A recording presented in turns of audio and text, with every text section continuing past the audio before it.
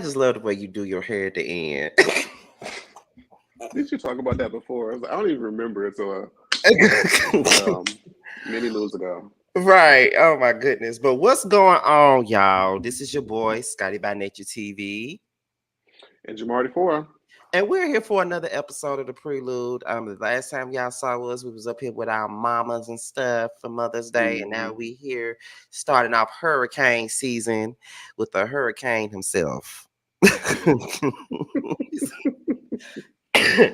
He's an independent rapper representing for the LGBT, and now he's a web reality cast member on the Chasing Dallas franchise. Okay, and he's very opinionated, and I'm pretty sure he's going to answer every question that we give him, at least most of them.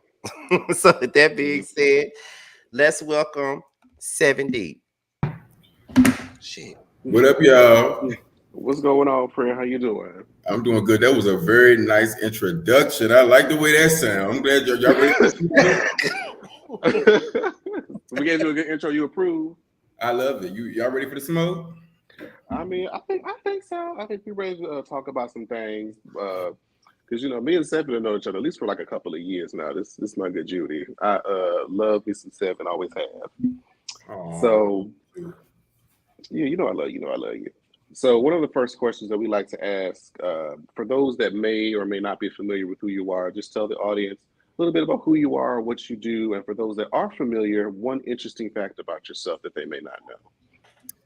So I am Sevn. I am from Virginia, but I was raised in the DMV and New York, both because my father's from New York. I'm adopted, the oldest of 11. I have lived in Atlanta, LA, DC, New York, now Dallas, Texas, North Carolina as well, now Dallas, Texas. I am a rapper, singer, writer, choreographer, performer, entertainer, producer, and all of the things in all of its entity. One thing, I got a puppy. I just got a new puppy. He's back there crying because, who told me to start this shit over? I don't know. Can I curse on this? Yes. Yeah. Perfect. Who the hell told me to start this?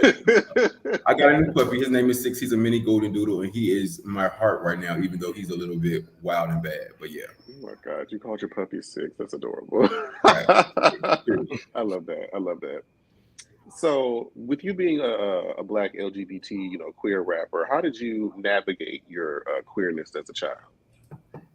How I navigated my queerness as a child, I feel like my family always knew I was magical, but they never really they never, whatever they put. I was in football, I was in all of those type of sports. I was very, like there was a very structure for me growing up. But when they realized that I was magical, and I didn't know what was going on, that I wanted to be in, like from art to dance to karate, whatever I wanted to be in, they let me do. And I guess the way that I navigated it, I really wasn't out as a child, but the way I navigated it as an adult, I just kind of went to where I was celebrated and who loved me. Like I really didn't go into those spaces where I feel like these people didn't like gay people. I only went places that celebrated Black queer people.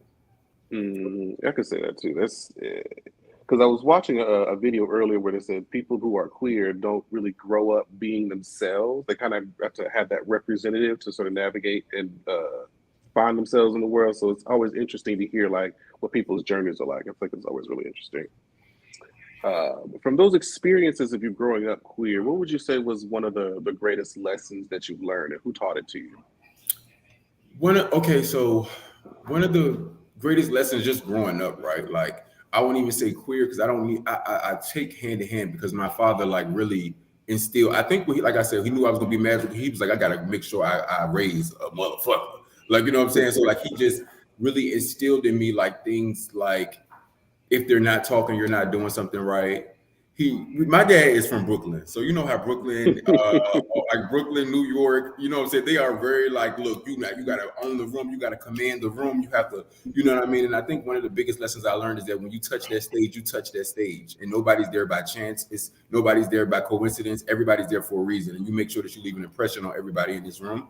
And from there, like I've always been on the stage performing, and that lesson really helped me with my career today because every time I feel like I touch people the most as a performing artist. Yeah, because baby, you were dynamic. You got energy in that body, baby. Yeah, he does. Baby, her just watching you.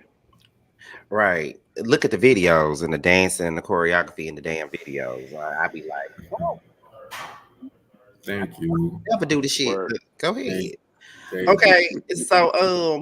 So a lot of us were introduced to you via your music. So tell us, how did you find your talent for rap?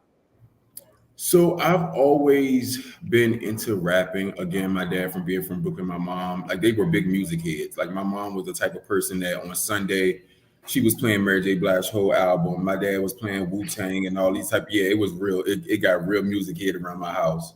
And I've always had a love for music. And I remember before I started making music, I was a dancer or choreographer, and I used to do dance videos on YouTube, but YouTube would always flag my videos and like take them off. Like, like you can't use Beyonce song or Misty song or something like that. And then one day, I always freestyle. Like I was definitely one of the people that, we got high. I don't smoke no more, but we got high, we drank, we always was, what I'm saying, like freestyling and stuff like that. I remember just thinking to myself, like, damn, I got a little talent, whatever, I paid it. Then I moved to LA. And when I moved to LA, my cousin, he was signed at the time. He invited me to his studio session.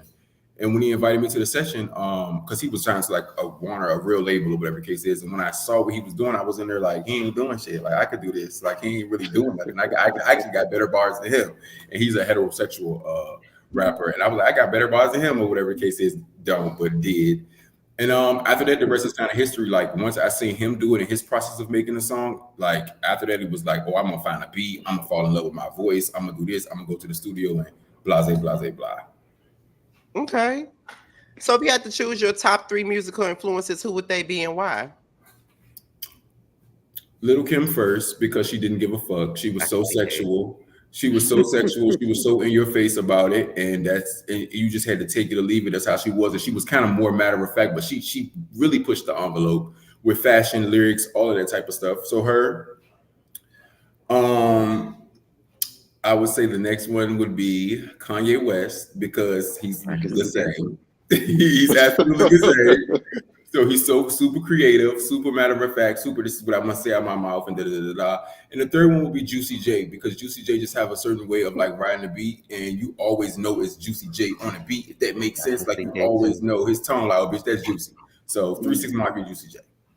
I can see all 3 of them. You're attracted to like unapologetic, very like in your face, abrasive. I think queer people need to. I think growing up, I needed to see that because I didn't have a representation. When I turned on the TV, it was always everybody know how I get down. So this ain't no shade. Everybody know I would put on heels and a wig if I had to.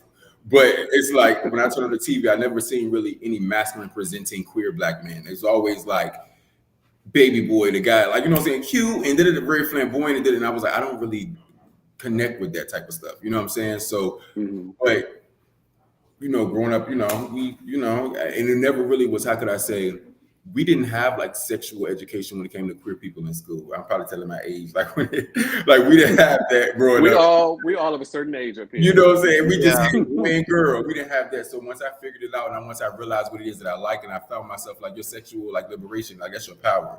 When you know what it is you like sexually, you can't nobody tell you nothing. So I definitely gravitate and attract more to people that are really like in your face and loud about who they are. I like that too. Yeah. It's the musical influences for me, because why did I see all 3 of them? Good. Lil Kim from the beginning, and the Kanye West thing from the beginning, and the 3 6 all that I could see it all. It's translating. Yeah, I could see it. In addition to music, we know that you also have a background in the ballroom scene. So tell us about your entry into that scene and where you are with ballroom today. Well, ballroom, I joined ballroom when I moved to New York, and I remember just being there and just being like, wow. I went to my first like OTA is what they call it, and I was just amazed. And now I've known about ballroom being from Virginia, because Virginia and New York are really big places for ballroom, but I never joined. I dated people in the ballroom, I did all the type of stuff, but I was like, I'm not dealing with that gay shit. And I moved to New York. And, I went to a ball kind of, and I saw how creative it was, and how it really wasn't about the shit that it was about in Virginia. It was really about creativity and camaraderie, and everybody grew together. It just was lit. And so I became a Basquiat there. And then I left. Then I moved around, did a whole bunch of stuff. Now I'm a garçon. I live in Dallas, and yeah, I love ballroom. I love the floor. Like I don't really look at my job and my calling as far as music. I don't look at any that as competition or competitiveness, if that makes sense, because I'm just always in my own lane and I do my own thing. But when it comes to ballroom, I feel like I have to be in competitive mode, and that kind of keeps me on my toes, and that's why I like ballroom. I think it's a great competitive place and allows you to really keep yourself on and keep you practicing, like working on your image, how you carry yourself. So it's a great training ground for anybody that does entertainment or just is in a very dog eat dog kind of industry like that. Absolutely. Mm-hmm. Go ahead. All right, Scotty. Yes. No, it's you. It's still me. Mm-hmm. Number 7. No, that's you. I'm looking at it. Oh, you sure right? It is me. So the song of yours that I think most people would recognize is "Break My Back." Mm-hmm. So, what would you say is the how did that song sort of come about, and what is the meaning of it to you? Break My Back. It was I had a 7-hour studio session. It was the last song that I recorded. I did not want to record it. I came up with the song when I was in Atlanta. The lyrics are exactly what happened. I don't know what the lyrics. If you listen to the lyrics, that's exactly what Break My. I only write from experience. I don't have any writers. So Break My Back is exactly that. But I came up with the song in Atlanta. Again, it was the last of like 7 or 8 songs that I recorded on a session, and it was funny because my engineer is him and his girlfriend. He's straight, and his girlfriend was in there, and they was like, cool over the session. They love when I come in there. And then when I did Break My Back, they was really like, I was just like, y'all like this fucking song? And they was like, yeah, we like it. And I was like, of course, or whatever the case is. But no, it came about just like the word said. Because I was wondering, I said, what perspective is this from? And because I was imagining, and I was like, it was interesting. It was coming from you. It's the perspective of I was in it was during COVID. I lived in Atlanta during COVID, and or a little bit after COVID, when the clubs could open back up, even though Atlanta ain't never shut the fuck down. They never did. It was. I still waited a little while, or whatever that makes sense. And I remember I was fucking this nigga, and his he had like everything kind of like y'all want to know how the song came out? How the song came That's about? funny. I'm listening. Kind of, we had like got on the outs, whatever the case may be. He was acting weird, whatever the case may be. And I had seen him in the club one day in a section with somebody else. And I was like, whoa. And I was like, I'm going to go speak with whatever the case is. I'm a speaker type of person. So I went over to speak. Actually, no, my section was right beside his, but I still was going to go speak. And I guess he was with his boyfriend. His boyfriend was like, who is this? And I was like, oh, that's your, I'm the shit. With a, and I was, and that's kind of how it came about. Oh, okay. See, I feel like this, songwriters are able to pull from experience, I think, tell great stories in their music. It's always funny to hear what the backstory is of any given song. So I think that's cool. Thank you. So one of my personal faves, I know it was one that you came out with, and it just kind of came and went, and you passed by it. I said, but I like this one. Which one? Emoji by your name. Oh, because I was like, this is new for you, at least to me. You have been more, aggressive and sort of in your face, where this was kind of like sensitive Sevn. I was like, oh, I like this, and I don't think that you would. Shut up, Ho. And I didn't know if you had interacted with Kesey at that time. So was that about him, or was it somebody previous? No, first that was a year before I met Kesey, or maybe 2 years before I met Kesey. It was 21, but I was like, I never knew like when the initial. Yeah, that's I like that. I don't know. No, that was not about Kesey, but there was me trying to dive deep into my feelings and my emotions. And the reason why I kind of came and went is because I don't like dealing with those emotions. I don't like being mushy and gushy, and I don't know what's wrong with me. I just don't like that. Like I don't like it either. Yeah, I get the cringing by it. You know what I'm saying? So every song that I drop there might be like, oh, I like this love song. It's like, oh, I don't like it anymore. It was a That's fair. It's like, but at least you're able to get them out, and get for those that that want to see that part of you, that's always available for them. And one of my other personal favorites is Hips. If you ever go on tour, I just need a staircase on stage, just a spot, and just shimmy. And shimmy for nobody else but me. I got you. I'm gonna shimmy. Hips came about very random. It's also a very random set. But I just wanted to create. I was feeling creative. I was feeling popish. I was feeling flamboyant and feminine, and I just wanted to make something that I feel like was gonna be like in your face, like kind of like ooh, very performative. You know what I mean? Very showgirlish, if that makes showgirl esque. I think I had been to Vegas, and I think I was like I was kind of what was it? Inspired by the shows and stuff. I'm like a show person. I go to Vegas and get drunk and go to the shows that you can't even pull your phones out at. I mean, they're like, ooh, you know what I'm saying? Like, so that's Hips was inspired by that. I love that. That's places like that where they make you just enjoy the moment for what it is instead of trying to record it. I like that a lot. But I say this is very theatrical. I like the drama. I love the drama of it. And you just released, your new project, All Tea, All Shade, with the hit song Hoochie, all over the show. Love that. So tell us about the project, sort of how it came to be, and what's your personal favorite from there. So All Tea All Shade came about honestly because I just had so much music I was sitting on, and I'm really like a singles type of person. But when I met Kesey is really big on projects and whole projects, if that makes sense. So when I met him, he was just like, "You got all this fucking music, like you need to like put it all in a fucking in a pack. You need to package it." And I think when I met him, he was working on his EP, so he kind of just inspired me to do EP because I had all this goddamn music.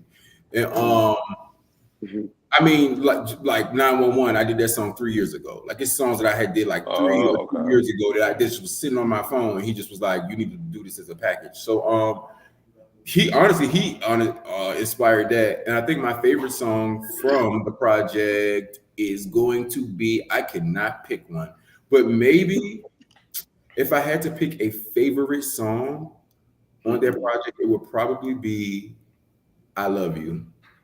Really? Mm-hmm. Huh.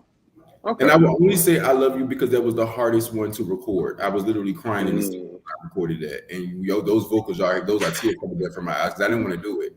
I've been sitting on that song for a very long time, and again, Kesey stepped in and was like, "No, I think you need to record this right now." So that's I think that would, you know what? "I Love You" is a strong contender, but I'm probably gonna give it to Drip. Drip is my good girlfriend. Oh, okay. Drip is I love to perform. Drip is my good girlfriend. I sound so sexy. I don't know what I woke up and was on that day, but I just love my voice. Everything was hitting. I would say my personal is Beat It, because Beat It feels like it's in the same family. A bitty bitty bum bum. You like a bitty bitty bum bum? Period. It's you incorporate a lot of Afrobeat into a lot of your music, and I like that. That gives it like a little pop, a little shimmy element to it. I love Afrobeat. So I love the record. Y'all go stream All Tea All Shade by Sevn. All right, you up, Scott? Okay, so now we will pivot over to chasing. So you mentioned that Markel previously asked you to be a part of past seasons of the show, but you declined. So what made you want to be a part of this season opposed to the past? I think so. So what happened was Markel asked me to be it wasn't last season, it was this season, but I wanted to see what, this should be filmed years prior to, I mean, not years, no shade, months prior to. I wanted to see what it is that they did because I kind of knew what was going on, but I didn't ever know. So I went to, like I told everybody knows this, my first person on Chasing that I met was Astro. I went to Astro's first scene of this season. I went to him filming that, like when I first moved to Dallas, like when I first moved here. And I guess one reason why I decided to do Chasing is because I wanted to kind of humanize myself. I think that all of my art or all of my creativity, all of my social media is just my art. It's just like video, It's nothing like, we don't really know Sevn's personality or who he really is, because I kind of think that's for my loved ones. But I know that we're in 2024 and the girls just know they want to know what the fuck is going on. And I'm not really like a social media person to the point where I want to sit up and make stories for TikTok and edit and do all this shit. Like, it's just a lot of fucking work. You know what I'm saying? Yeah. So I feel like this would be an easy way to kind of humanize myself and kind of get closer to my fans, if that makes sense, and also like kind of expand my brand while helping them expand theirs as well. I remember when you got casted, I said, I never thought he would be interested. And so now that he's here, I know what he's about to do. Listen, I went to the gym today, that's why I keep going like this. But no, everybody was just like, oh my God. I was like, child, it's a 1-2. You know what I'm saying? It's a 1-2. You know what I'm saying? So it was cool. Okay. Cool. All right. Okay, so one of the highlights of the season so far has been your South by Southwest performance. How did it feel to perform for that kind of audience? It felt good because it was cold as shit outside. Everybody was drunk. I love that kind of set. Everybody was lit, and everybody was there to have a good time, and everybody appreciate music. And it was last minute. I usually have my dancers, as Jamar knows, but it was so last minute that I couldn't even schedule no shit. And I think I was so new to Dallas that I didn't even know any dancers. If that makes sense, I couldn't even find no dancers, so I was like, shit, let me just go ahead and just go out here because Austin is like 2 hours from Dallas, so I just drove down there, or whatever the case is. But South by Southwest was lit. It was fun. Everybody, was vibing. I love performing. Like that's my thing. I like the studio and I like performing. I used to like making videos, but them shits is a headache now. So I like the studio and I like performing. You're one of those performers. You don't need a dancer because you are all over the stage anyway. Yeah. I grew up with the greats. I grew up, so Missy or Busta Rhymes or Kim will be over this side. They work the stage. If you look at the old Apollo shit, they will literally go from one end to the next end to the next. And now the artists just they don't. They just stand in one spot and just do their big one. I know this is not a part of the question, but I have to ask this question because you are a musician and a performer. Are you bored by performers of today? Absolutely. Except for Chloe, Doja Cat, Megan, who else? Doja is FKF Twigs, Tinashe, she's a good performer. I think that's probably it for my top my full. Bree Runway's a good performer. Though she's a good performer. A lot of the girls, a lot of the girls that I feel like deserve more recognition are good performers, and a lot of the ones that we see more mainstream are super boring and bad. Oh my god! But it's true though. It is true. I don't get excited to see none of these people.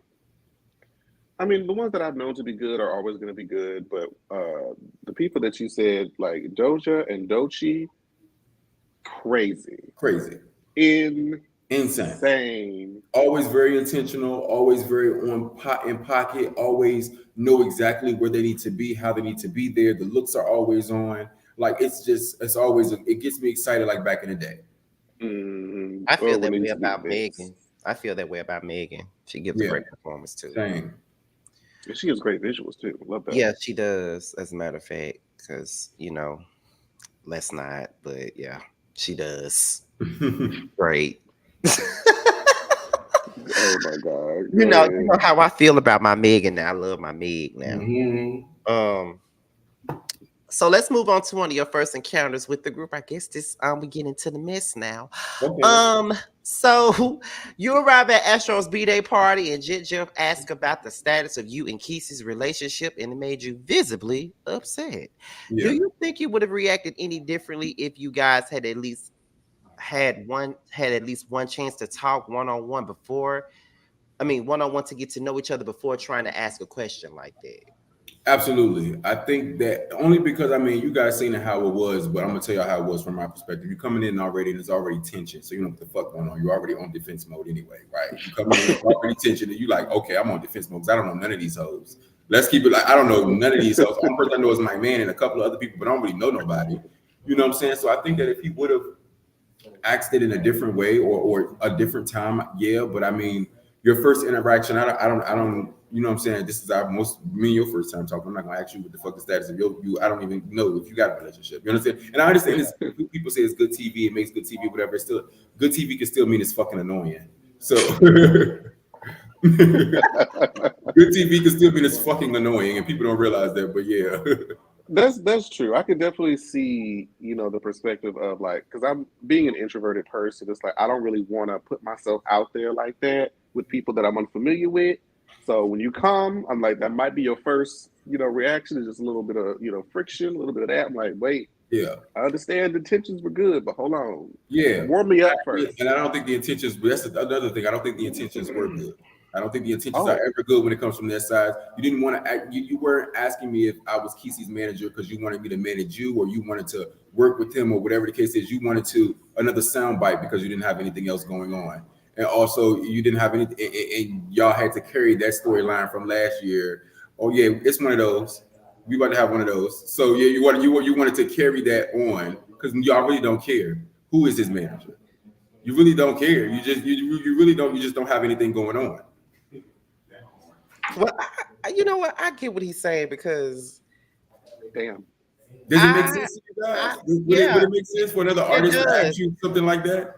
I mean, I understand what you're saying because I don't want nobody asking me anything. I don't give a fuck if I posted it. If you see it, then if you think it, then okay. Don't ask me nothing. Jamar laughing because he know exactly where I'm going with this. I don't give a fuck if what I posted. Don't ask me shit. I think it was just a way of. I think the girl felt threatened because she was the one who had dancers in the bigger budget videos, and then when she saw that me and Kesey got together, I think that it threatened her because Kesey was kind of stepping his shit up, and I think that threatened her. So she felt like she had to make a. You know, she did what she was supposed to do this season. She was bothered, and that's why she was asking all them goddamn questions. But Jesus Christ! All right, well, I already knew. This is nothing. This is nothing new. It was the same thing that y'all get on the that y'all seen on the show. Y'all gonna get right now because I'm not. I act like this on and off camera. I don't have to turn on the cameras. Come on. Next question, Tamika. So you had mentioned in the scene that Marquise had called you guys after the Jet filming, and he said that Jet had all these different opinions about the relationship, which at the next event prompted at the axe throwing, you guys had got together and you wanted to be like, look, we not about to do this. I just want to nip this in the butt right now. So watching it back, I think that was more directed to Jet at the time because that's what you knew. Like watching it back, knowing that it was actually the chef that sort of started that. How did that make you feel to watch it? It irritated the shit out of me. I felt like I was so fucking pissed, y'all. And y'all got to understand why I was pissed. I was pissed because I did not think that nobody was gonna lie about no shit that they was being filmed saying or starting. Like I'm not trying to be funny.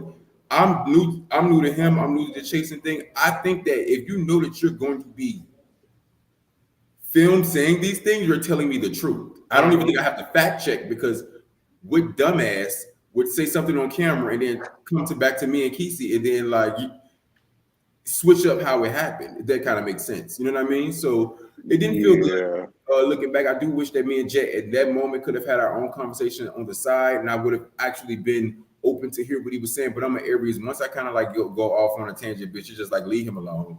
He's just talking to a brick wall, girl.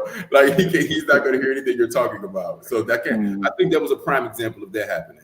Where it's just like I just need to get it out, I need to feel it, and then just let me do my thing until I'm done. Because we're not gonna do that. I don't understand. Like, why are y'all sitting down on a date talking about what me and Kesey are doing? Y'all supposed to be trying to hunch. What's happening? Is that what that was? Well, they said it was a date. You know what? It probably was. That would have been a way better storyline than what the fuck we got going on over here. Sevn, oh my God. I didn't even say anything. Y'all always laugh, but I don't understand. You asked me the question. I want to answer. I want me to act like them and lie. It's just I know what you. It's just you want me to act like them and be delusional. Next question. So this is yet to be confirmed by the other parties that you had talked about. But in the studio scene that you had with Kesey, you had mentioned that Marquise and Ashley need to mention how they've been fucking.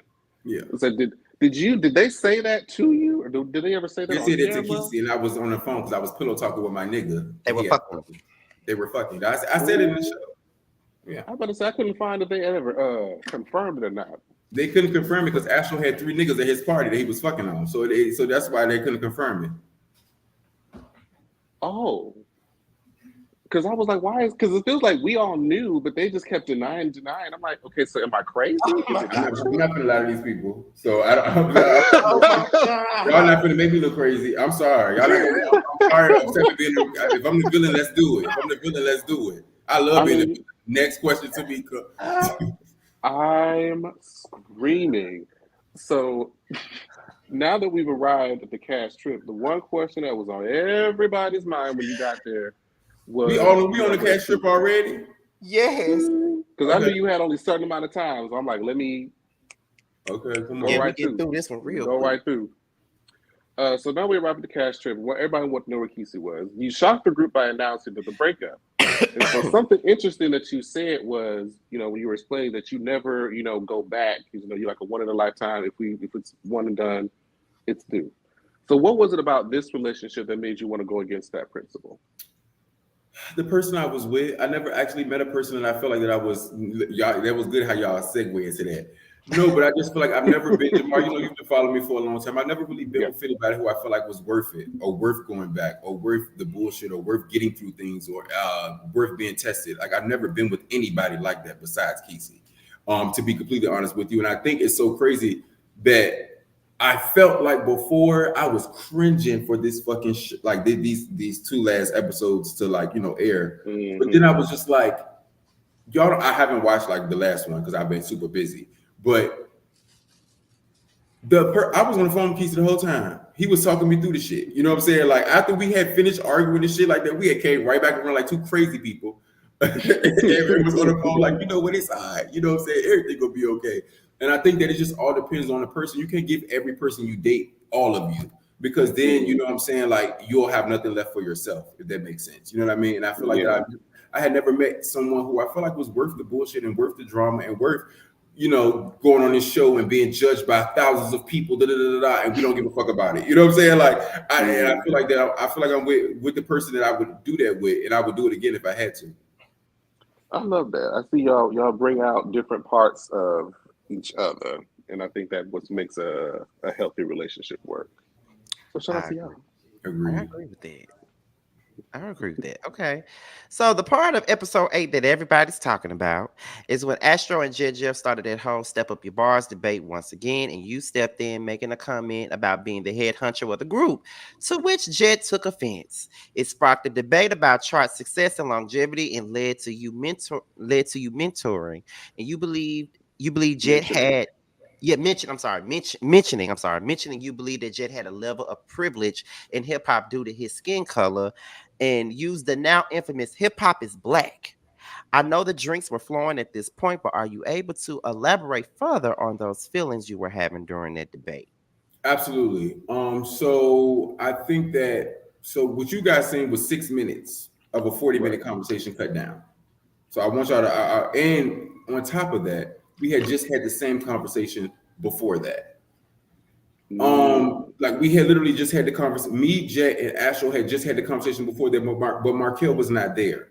So he wanted to. So because Jet wanted to, or whatever the case may be, he wanted to have the conversation again, which to me is bullshit. But he wanted to have the conversation again, in front of the entire group. As you guys saw, everything was cool the first time that we addressed the bullshit. The second time we did it, Jet wanted her moment, as she always does, and she wants to antagonize Astro for whatever reason. When at the end of the day, Astro's the better rapper. But at the end of the day, she wants to do this and she wants to do that and she wants to da. Now, again, I don't take anything away from anybody with the production. I don't take anything away from anybody with like presentation and invest in themselves. I actually take my head off to you when you do that. Because it's hard investing in yourself as a creative or whatever the case is. It's hard investing into your creativity. And I take my head off to Astro and Jet. I just feel like the fucking conversation was stupid. Because who gives a fuck about bars? Who gives a fuck about budgets and all this stuff? Now, when it came to me and Jet, again, I don't remember because I was so fucking lit. But what I do know in that moment, I felt offended by her trying to, not offended, but I kind of was just, hip hop is a sports situation. I feel like I felt kind of like, who you talking to when you are talking to me? Because Jet ain't did half of the things that I've done. So I've always respected Jet. Jet can talk about my relationship. Jet can say this, then, and the third. But when you step into my field, something that I do, I feel like it was getting a little bit weird. Like that's probably why I made the comment of the head honcho thing. And I do think that we're not going to act like colorism doesn't exist in hip hop. We're not going to act like colorism doesn't exist. I don't even have to explain that. You understand what I'm saying? Like, and if I have to explain it, I'm talking to the wrong people in the first fucking place. You know what I'm saying? I do think that Jet is very talented. She has very, very good ABC lyrics. I've said this over and over again. She can come up with an ABC. She can do a good cute onomatopoeia. She can give you a 1-2. She can rhyme 2 with you in blue. But do I think she's this grand person that I feel like the delusional people on the show try to make her? No. And she tries to make herself? Absolutely not. And I think that in that moment, I can still respect you, but I can still call you delusional. And I was just drunk with all that and emotional with all the other type shit that I was, I do think that hip hop. I'm gonna answer this. Hip hop was started by Black people. They can argue with themselves in the comments about that shit. I don't care. I do think that hip hop, well, not hip hop, but Black people, we're some of the most. They love to colonize our shit from rock to All the country. time. They love to colonize our shit. They like to add people on and say this person started this. Hip hop is Black, and I don't give a fuck what nobody say. You can kiss my ass. That doesn't mean that it's exclusive to Black people. That's what I believe. I'm standing on that. And if anybody has an issue with that, then they just gotta go ahead on their business, baby. Because I'm gonna stand on what I say. And they gotta go to sleep at night because I'm sleeping good.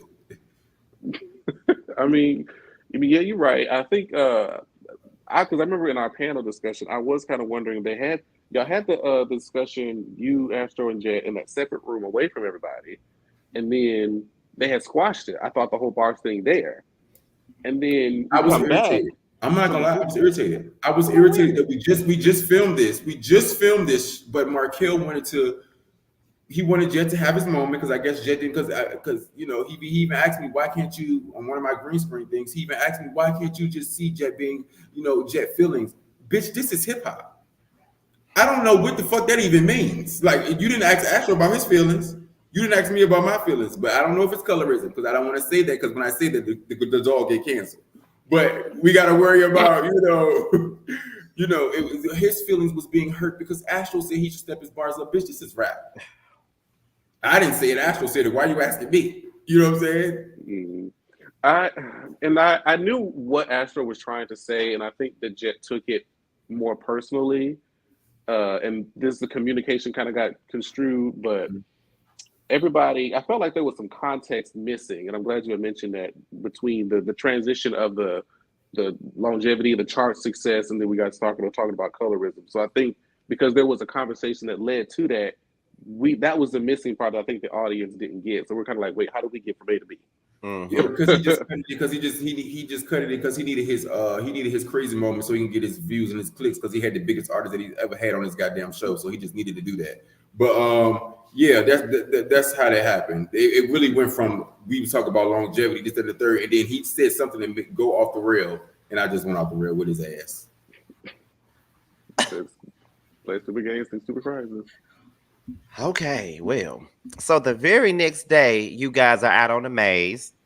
You mentioned how you really weren't all that interested in it, and Jet said something along the lines of, "We're here for you," and it set you off. Looking back, do you feel like? Because I ain't see it. How do y'all feel about that? I'm gonna ask y'all the questions now. If y'all didn't want to be around somebody, you knew they was doing stuff for the cameras and stuff like that, and they looked at you because as soon as the camera clicked on and said, "We're here for you," how would y'all feel? I haven't watched the episode. I just want to ask y'all. Oh, both heads went down. Go ahead, Scotty. Ask the question. Oh my God. Okay. Looking back, do you feel like due to the breakup being so fresh, you were more sensitive to the comments that Jet made than you normally would be? If not, walk us through what was going through your mind in the moment that he said that. Jet is a huge clout chaser. He is a huge clout chaser. He needs a sound bite. He needs sound bites. They were not. Let's not act delusional. Let's not act like we don't know. I understand it's a show, right? I understand it's a show, so I understand certain people got to put on. I don't have to put on. I have real stuff going on in my real life. Hence, this whole fucking season being about me and Kesey. Now, think about it. I don't know Jet. Still don't know Jet. Still don't. We haven't had any type of like that. We actually just finished arguing last night, bitch. Like I don't even know you. You know what I'm saying? And now all of a sudden, I did not want to go to that maze. And you feel in that moment to say, "We're here for you." And mind you, knew he was bullshitting. I have total screenshots of him laughing about it in the group chat, laughing about it on my live. I have a lot of screenshots of him saying he knew he was bullshitting. He needed a soundbite. But I don't think that maybe I was sensitive. I'm human. You know what I'm saying? But again, like I said, you play stupid games, you win stupid prizes. So I'm not that bitch to play with, especially not during a moment like that, because I would have never did no type shit like that to nobody else. So, and I don't think that she's ever really been around the right group because I feel like a large portion of this group, they're all delusional. So I feel like that she's never really had to actually get it. So she had to get it that day.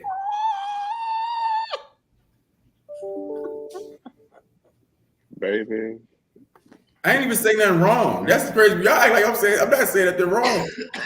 It's just it just goes. It just goes, and it is what it is. Very matter of fact. I was just saying, that's what it is. Imagine if y'all don't know somebody and y'all going through a breakup and this and the third, and like the girl already been doing so much with it when it comes to your relationship, talking to Marquise about it, asking you who's his man or this and the third. Then we get to a thing where the maze you don't even want to be at, and you say we're here for you. When nobody asks me, Sevn, are you really okay? But Robert, offline, would it make sense? You want a moment. And so you were just like, I can't. I don't want to do this. I was like, I don't want to do this, but I more so was saying I don't want to do this for her because I didn't want to.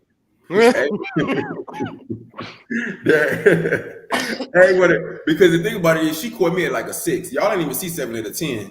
She caught me at like a 6. Like that was light work. Like I don't even know what the comments say, but it's like you can tell if anybody really been checked because that was like at a 6. Mm-hmm. Oh Lord. He was like, you better stop playing me in this cast. Is that what I said? Is that what I said? That was in the commercial because I know they played that part over and over again. Oh my God! You better stop playing with me on this cast. Yeah. I was on the phone with Kesey. Baby, you were all over the place with this in that episode. I said, baby, Sevn got. And mind you, I went there in good motherfucking spirits. I just think that when you are a big, one thing I learned with chasing and being around a bunch of delusional ass people is that when you are including the fucking what is it called, the producer, being around a bunch of fucking delusional ass people, when you have a big name or whatever the case, it's just this the whole time. The whole time it's like 7 this, 7 that. It's like, girl, y'all doing too much. I just woke up that day. Astro just said this, Marquise was backing up on me. Y'all didn't even bring that up. So I was already irritated from that. You know what I'm saying? Like I was already irritated from me and Kesey even arguing that day and getting told that Marquise was backing up on me. That's a total lie. So now you're already on this move because you're like, why is everybody lying on me? I thought about that and I was like, I didn't know what more to really get into because it felt very straightforward because it was like, you said that you were single. I guess I could think about this right now because the whole discrepancy was. Well, hold on, David. Turn it up so the thing go off. The air. Thank you. What y'all said? Okay. So the story was that Kesey had called you and was fussing, saying that he had heard all this stuff from Astro, and Astro told him that you said you were single and that Marquise was backing up on you. That was the part I was like, now where did this part come from? Because then I watched it again and then he said, I didn't mean he was doing it I didn't say he was doing it to you on purpose. I'm like, I don't. If you know me and Kesey is broke up, if you know me and Kesey are broken up, why would you call him and even insinuate something like that? He wasn't doing it on purpose. It's called delusion. So that was then my question. I was thinking, like, was that like established between the two of you when you left, like, or was it just like room for him to interpret? Oh, we just had a fight, we were still together, but you said that you're single. Kesey's a Gemini. He heard what the fuck he wanted to hear. I know I told that nigga I would say we were single, but we was arguing. And that shit probably went in one ear and out the motherfucking other ear. Goddamn it! But I told that nigga that shit. I am talking on the phone. I'm having an interview. Go ahead. He's like, I'm gonna throw my little piece. Right, he's in there cooking for me right now. That's the only explanation I could think of is that he didn't have the same understanding that you had, and that's why he was so upset. Because otherwise, I can understand Kesey being upset. No, I can totally understand Kesey being upset. Like that's not that. Like no, I'm not trying to be funny. Like I can totally understand him being upset, especially if your friend call you on some shit like that. I was more so mad about the whole flirt and backing up part. You know what I'm saying? Like we can get around to the single shit. But all this, but don't come from my character as if like I'm in this bitch, like I'm single and I'm partying with these motherfuckers. That's not what's going on. That's where I was like, okay, because I was like, there has to be something missing here because I just didn't. I really want to ask like, where did that part come from? Like, how do we arrive to that? And some people had theories about it being a whole jealousy thing because he had something going on with the chef. Crazy, but I honestly don't know. I'm not trying to be funny. Like I do not know because that night did not give that. We argue boots. And after that, we argue boots. Everybody argued boots. Everybody was drunk arguing boots. And after that, Robert did, like I said, pulled me aside and said, "You everything good? You straight?" Da, da, da, da. And I went to fucking bed. I went to bed. So to wake up to fucking Marquise backed up on me in the kitchen, I still don't know what the fuck or where the fuck you pulled that from, friend. And I think I just was a little bit drained the next day, so I really couldn't even give it to her because y'all gotta understand that shit was right in the morning. That was like I'm brushing my teeth and going upstairs right now. I don't know what's going on. Like it happened as soon as I woke up. What a way to go! What a way to wake up! All right. I mean, so we're finished with the cast trip, and so we haven't seen the remainder of the season. How would you say? How would you describe the latter part of the season up to the finale? What do you expect the audience to see? Tap me and Kesey out. We are done. The drama is not us. The drama is some more people. Thank you, Jesus. Hallelujah. You will get to see me and Jet are going to the studio because again, I do think that she's a good artist. You know, ABC or not, 1, 2, 3 or not, whatever. You know what I'm saying? I do think that she's a good artist. So you get to see us. You get to see me give her a verse. You get to see me and Kesey kind of go through go through this moment and have a conversation about it because I feel like Black queer men specifically need to see conflict and resolution. We're so like da da da da da da da da da when it comes to our relationships that then we might be missing up on a good motherfucker. You know what I'm saying? So like you get to see me and Kesey talk about actually what happened. You get to see me shoot the hoochie video. You get to see me still support these girls in their delusional ass businesses. You get to see me in their delusional ass on divorce and endeavors or whatever the fuck that you call it. You get to see me still take off my head and support these girls, and because that's what the head honcho does. Sevn, you are a mess. I love you, friend. I love you more. So, with you being an independent artist, you know, for the least over the past 3 years, what's some advice that you can give to somebody else who wants to look into going into their creativity full time? If you're going to see your creativity full time, don't listen to nobody else. There's no rule book to this shit. You gotta actually just believe in yourself, have faith in God, have faith in your abilities. I would say trust your gut, trust your instinct. It's going to be so many different opinions from so many different people that feel like they know what they're doing but have never done what you did. So the only people that I take advice from are people that have done what I've done. Hence, no fucking body. So if I get love from Missy, I get love from Cardi, I get love from Dawn. If they keep telling me to keep going, my idols and people that I look up to, I'm gonna keep going. I don't really take advice from nobody that's I feel like is on the same playing field to me or a little bit under. So I say that to anybody that want to take their creativity full circle. Watch your piece, manage the energy around you. Again, they're doctors and lawyers. They can't stop. They got to get up and they got to study, even when they're tired. You know what I'm saying? As an artist, you got to do the same thing. Now listen to your body, but still, put in the work and put in the effort to do the time. You know what I mean? And just love this shit. And be intentional about everything that you do. Be very intentional because I feel like that the music and art now is lost its intention behind a bunch of goofy shit. And I just think that, be intentional with the art that you put out and you give to the world. Not necessarily chasing trends. I feel like a lot of people feel like music today has faltered because everybody's chasing like a TikTok trend or trying to get the next popular soundbite without making stuff that we're actually going to remember in the next 5 years, let alone 10 years. The goal for me is literally to create art that's gonna outlive me, and my kids are gonna play and be like, my daddy is crazy, my daddy was nasty. You know what I'm saying? Like that's the goal, and I think that, like you said, I don't chase trends. I don't care about trends. I actually create the trends, and then the mainstream girls come and they sit there, people to like look at my page and say, oh, he doing this, I'm gonna do this, I'm gonna bite this off of him. So that Jamar, you've been around for a long time. A lot of people. But no, so this was a good interview though. Y'all did a good job. When does this go up? It's happening now. Oh, it's happening now. It's live. Oh God, I know they're going off right there.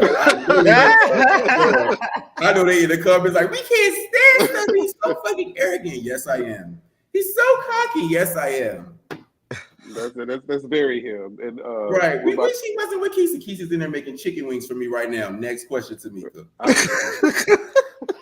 Damn. I was gonna say because I know we're hitting at the 45. Well, actually past the 45-minute mark. So before you go, we just always like to ask each one of our guests, did y'all have a good time here on the show? Do you feel like we did a good job as the host of the show? Like, give us your feedback with that. Scotty laughing at. Y'all did a great job. Oh, Keith, kiss Hey, me. Casey. Look, Y'all this did a is great messy. job. Y'all did a great job. I am. Keith, say hi to the people. Hello. Hey, What's up? Yeah, so no, y'all did a good job. Y'all asked really good questions. It was super fun, super neutral. Ooh, please, when I look at that cord, they couldn't hide my cord on my TV. I hate that. But yeah, they couldn't hide my We all cord. They understand. could give me the cringe. They give me the ick. But no, y'all asked good questions. I had fun. I already knew it was gonna be cool with you, Jamar, because you're very like professional and Scotty. I've watched 2 of the episodes, and I like how I feel like you are real. You are not here to like do, or you're not delusional. I don't know that the best word to describe any like a lot of the shit is delusion, and you're not delusional. Thank God. So when Jamar told me it was going to be with somebody else that wasn't delusional, I decided that I don't have time for the delusion. well, I appreciate that. Thank you for Oh not being God, delusional. I keep my good people around me, and I was like, I know Sevn trusts me enough to come over. I said, I know he ain't gonna probably go to too many people, but I know he trusts to come over here, and I appreciate. Listen, this is the only interview I'm gonna do about chasing. Literally, I told Keith, this is the only because I knew you was gonna get to the real questions. This is the only interview. The thing about y'all, I can't. The other people are not bloggers. They're like I don't know. I'm not gonna get into that. But y'all are bloggers. Y'all do y'all research. It was you can see the other girls. The other girls are chasing me, and I don't know what's going on with them. But but y'all are cool. I love this. I love this. My Lord, today, and we love you. I appreciate it. Keep shining. Scotty, I don't know what you thought you was finna come over here again. This is you were always 7, baby. I don't think he was ready. I don't think he knew because I don't think the show fully It showed doesn't. everything. The show doesn't. I mean, he skated past all of like my like the shit, like the working that I was doing. He skated past all that, and it was so highlighted with the drama. Which is I understand that, but the show is not chasing anything, honestly, but delusion.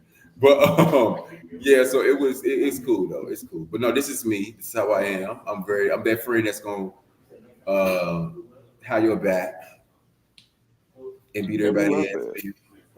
So let the people know before you go where they can go to support you, find your music, and any upcoming projects.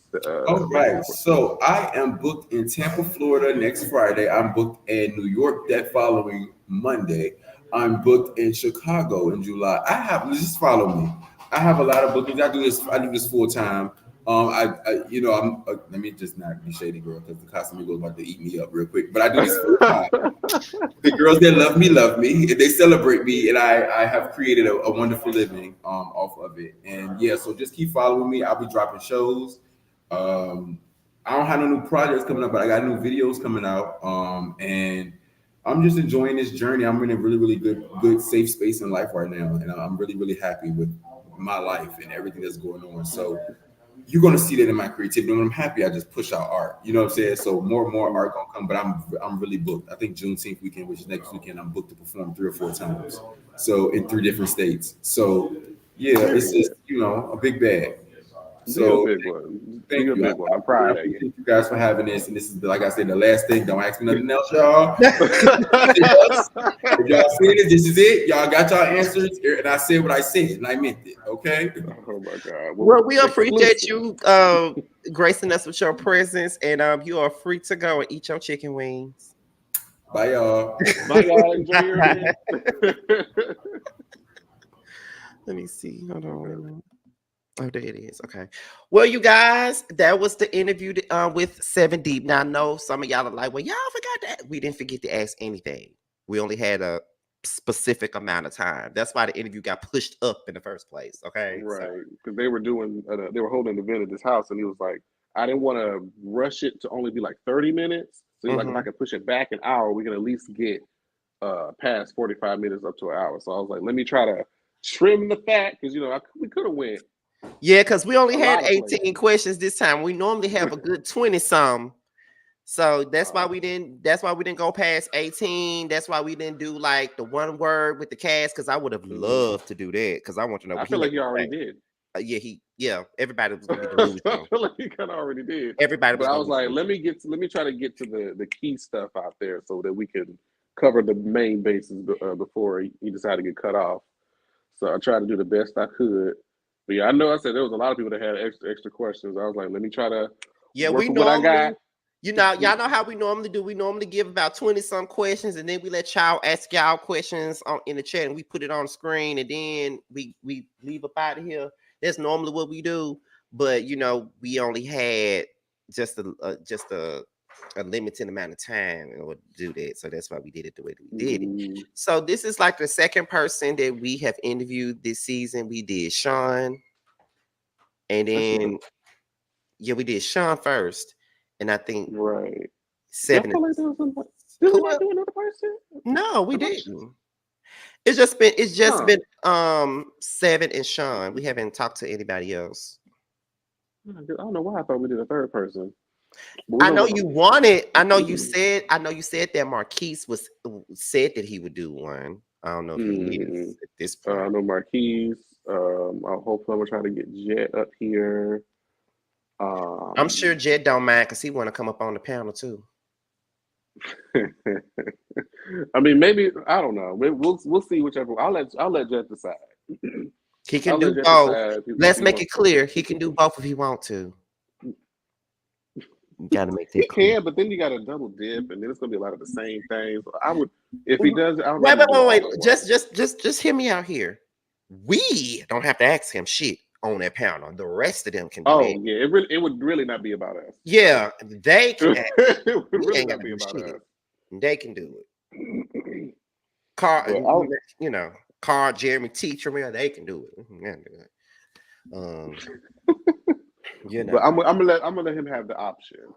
Yeah, that's what we do. So I just gotta say this.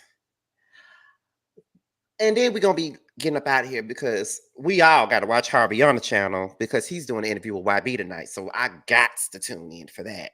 I have to tune in for that one. Okay.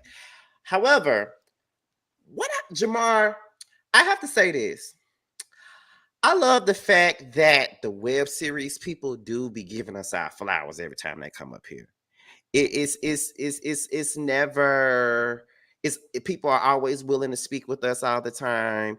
It's always a good thing. And the thing about it is we're not necessarily like web series girls, so to speak. You know what I'm saying? Like this is something that we dip into and dip up out of, and it's a great thing when they come along and they give us our flowers and shit like that, Because I know people may disagree or want us to do like you should do things this way. We want you to do things this way. The way that we've done things has worked.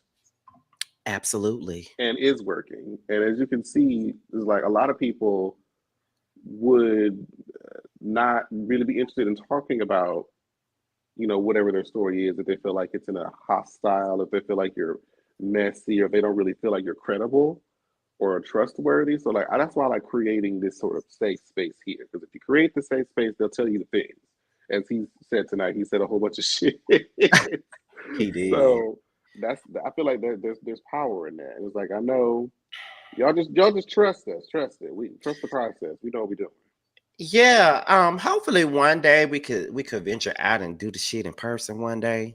One day hopefully one day we could do that. Studio. Yeah, that'll be great if we could do that. Teleprompter, right? Camera A, camera B. That's money though.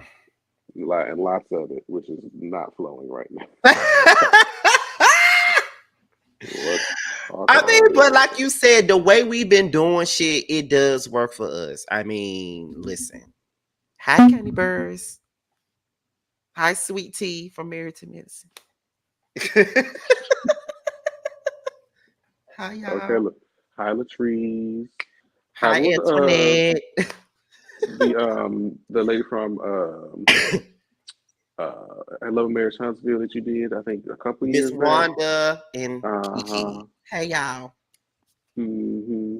So it's worked for us. So we're gonna keep it going. They said speak it to an existence. I mean, we spoke the Candy interview into existence. So if we could speak that into existence, then we could speak to existence. I mean, not to mention we are an award-winning podcast, so to speak. I mean, we are. We didn't win this year, but we were nominated. But we were nominated again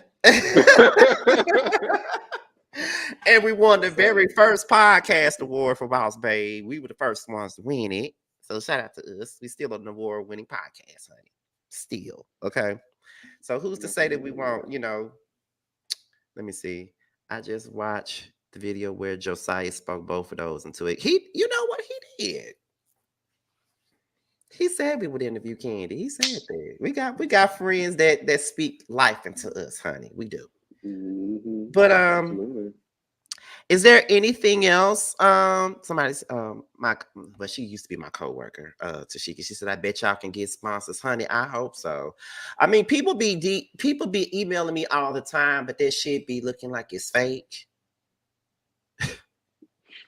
I mean, if anybody knows how we can get sponsorship, that would be great. That'll be let great. us know, honey. Especially that'll be great, especially when I move there and stuff. So If y'all work for a company that sponsors people like us, reach out to our DM, please.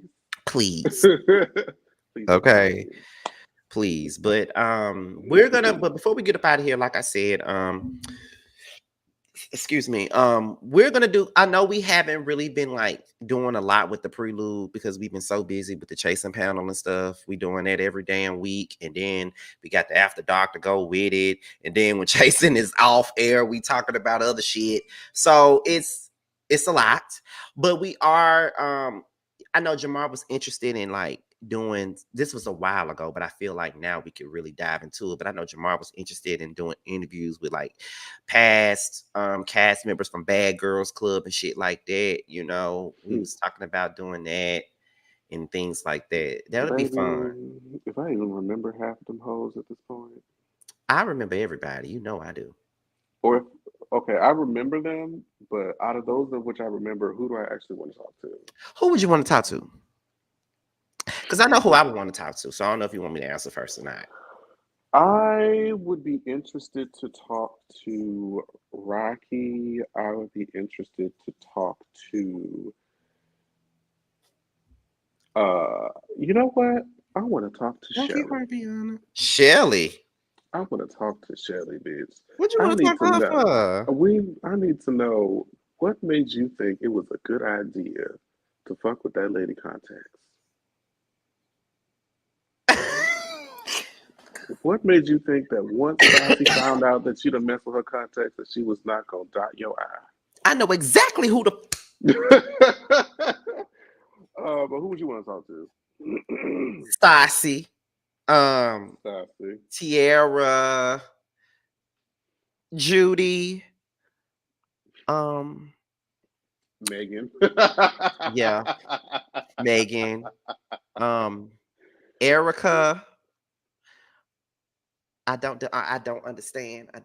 Oh yeah, I remember Erica. Paula, maybe. I mean, even oh damn, what was her name? What was the name of that girl that was fucking Amy in the shower and then fought her afterwards? Camilla.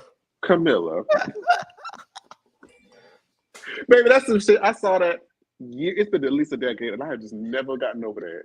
Y'all was literally fucking in the shower, bumping pussy moments ago. Not even 5 minutes ago, y'all just eating each other's puss. And the next thing you know, y'all fighting? How? How, bitch? Y'all were still wet and naked and y'all duking it out. But not only do I want to do like, because the Bad Girls Club stuff is really, really interesting because that's how we met, because we were doing Bad Girls Club reviews. I also want to do like past Love and Hip Hop cast members too that we used to watch, especially from the Hollywood cast. Tierra Marie. I want to talk Tierra Marie. Hazel E, I just want to talk about your specific Iyanla Van Zandt experience. You have to sit on live TV and say, pop my butt, pop my butt. That's what I want to talk about. I want to talk about Hazel E showing up to like Chanel West Coast video shoots. That will forever be funny. That will forever be funny. Okay. Oh, Moniece is another one. Absolutely. Oh, Rashida wouldn't dare come over here. Rashida wouldn't dare come on me. Oh, I would want to interview Mimi, K Oh yes, Michelle, so many questions. hell, even Carly Red. So tell me, how afraid were you? No, how did you actually get to the idea to shake that table? Did you actually put on Lua Prada Fendi on your performance of Lua Prada Fendi? I wouldn't want to interview Jocelyn. She too disrespectful. Justin would say something crazy and she get dropped. Yeah, I've probably been cussed her out. I would bring my niece. Ooh, Brooke Valentine.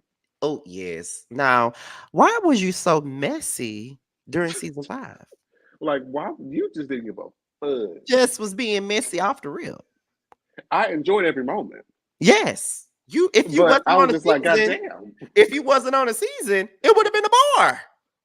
But then again, you had Kay and you had Moniece, but still, Brooke set it off. Like, you know what I'm saying? Like, she got a side, she got a husband and a side nigga. She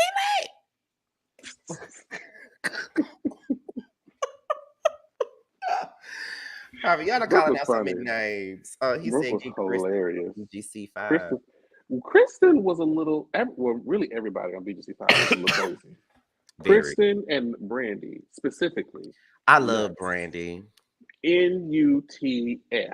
I love Brandy. Baby, I think she beat that girl up and you can see a zoom in on her smoking a cigarette. I said, girl, you're insane. So can we get Tokyo Vanity? I actually emailed Tokyo Vanity's people for it. Ray J. Ray J would not interview with us. I don't believe he would. I just want to hear about you. Wish I had $1 million, God. Wish I had $1 million. I said, now, Rachel, why did you get on that stage with that baby as if that was going to help that performance? Why did you do that? In second thought, I would try to get him on the show just to ask him about that. Because that wasn't a good look. And then you remember that scene where him and Princess was doing like that weird, kinky shit? He had that bad body. You know, what happened to the scooters? It's time for us to go because we're going to be up here talking about this shit all night. Anyway, y'all, that's about it. Okay, that's about it. Like I said, Harbiana gonna interview YB in less than an hour, honey, and I got to watch this because I don't know what the fuck gonna come out of Harbiana. I don't know what type of question he gonna ask, and I don't know what type of answer YB is gonna give. It's gonna be entertaining nonetheless. I'm trying to see if I'm gonna go get some food fast. That's what I've been thinking. Should I DoorDash? No, because I don't spend too much money. You know, I'm already coming up there next week, so child, I'm not even prepared. I need to pack for this week. I haven't packed for this one, shit. Child, listen. Okay. Harviana said, yes, Jamar, get some food, big, and cook. What he gonna cook though? I cooked last night. And I ate most of the leftovers already from last night. So I'm like, what do I want? You had to do it. I don't feel like cooking. I still got to do some work real quick before y'all shit come out. Oh, yeah, you sure do got to do some work. You sure do. So I'm just waiting on these people to tell me. So since we up here before, I keep on saying before we go, I've been saying it for the last few minutes, but for real before we go, I'm just waiting on the folks at my job to let me know what the status is with my transfer and stuff. Because as some of you may know, I went to the office. I talked to my HR rep 2 weeks ago, and I said I would love to have a transfer. It's time for me to skedaddle. I'm ready to go. I said, well, you did tell me when I'm ready to go, let you know. And I told you. And he was like, well, when are you slated to leave? I said, August, late August, no later than September. He says, okay, well, you've given me some time then. I said, what do you mean? You're giving me time to get you placed somewhere. Because some people will ask you for a transfer 10 days before they get ready to go. And I'm like, oh. He said, so you gave me 2.5 months to put you somewhere. Is there anywhere you're trying to be? I told him, give me College Park, give me Cascade, give me Union City, give me East Point, give me somewhere in there. All right, well, I'm going to get on it then. So, yeah, we're working. mm-hmm. It's almost that time. The bitch on the side of me been trying to get me to, been telling me to leave for the last 2 years. Is about to really happen. I said, well, girl, she'll do it when she ready. I done left it alone a long time ago. But but you know I'm coming for real this time though. That's what I said. She'll come when she ready. So When make she ready. sure make sure the day that I arrive permanently, you have a peach in your hand and give it to me so I can take a picture with the peach in my hand like this. You work in produce. You want to see more peaches?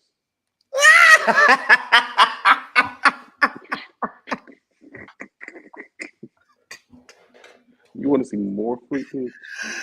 Oh my goodness. But anyway, that's about it. Oh, somebody asked me when is the next After Dark. I'm sorry. I think the next After Dark will probably be the 21st. I think the 21st.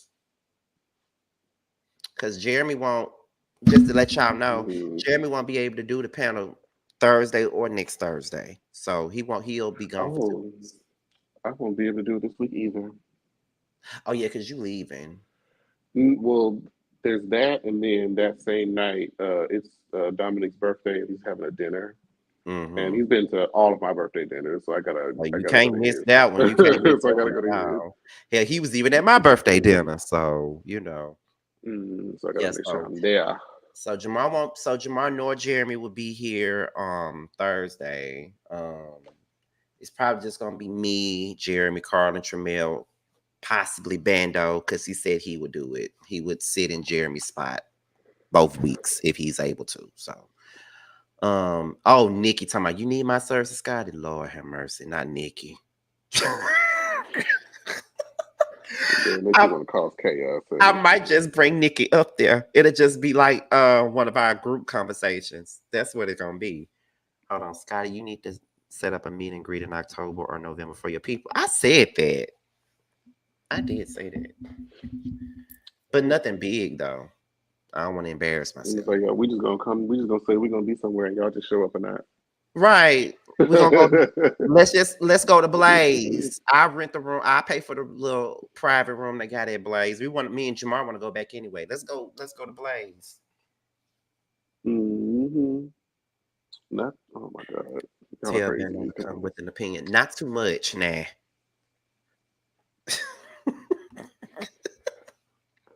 There she go. Also, thank you, Jamar, for sitting in my spot since I couldn't be here for his birthday. You was hanging out with him. Thank you for sitting in my spot. It's so amazing. Bitch. I had caught him because I was going in and I saw him walking down the street, coming back out, him and his people. Mm-hmm. So I just wanted to make sure I spoke since I knew it was his birthday. Mm-hmm. So yeah. Hurry up. Yeah, that man is a mess. He had talked to me right before. We had FaceTime right before that, as a matter of fact. So crazy. What y'all talking about? In the shit. Oh, my bad, y'all. We gotta go. Bye, y'all. I see y'all over there.